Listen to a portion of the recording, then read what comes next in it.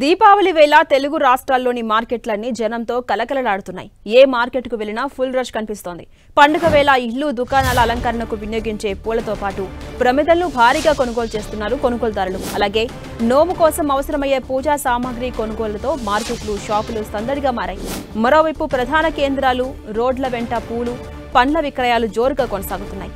దీపావళి అంటేనే క్రాకర్స్ తో వెలుగులు విరజిల్లుతుంటాయి.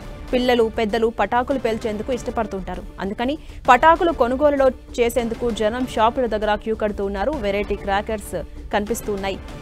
ఎంతకు దొరుకుతాయా అని ఆరా తీసి మరీ వెళ్తూ ఉన్నారు. దీంతో క్రాకర్స్ షాపులన్నీ సందడిగా కనిపిస్తూ ఉన్నాయి.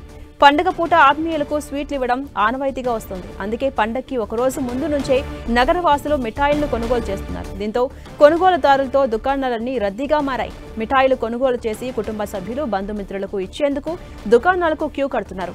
రద్దీకి అనుగుణంగా దుకాణదారులు రకరకాల గిఫ్ట్లు, ప్యాకెట్లు తయారు చేసి సిద్ధంగా ఉంచారు. ఇక దీపావళికి ప్రత్యేకంగా తయారు చేసిన స్వీట్స్ తో పాటు చాక్లెట్స్ తో తయారు చేసిన బార్బీ బొమ్మ కొనుగోలుదారులను ఆకట్టుకుంటున్నాయి.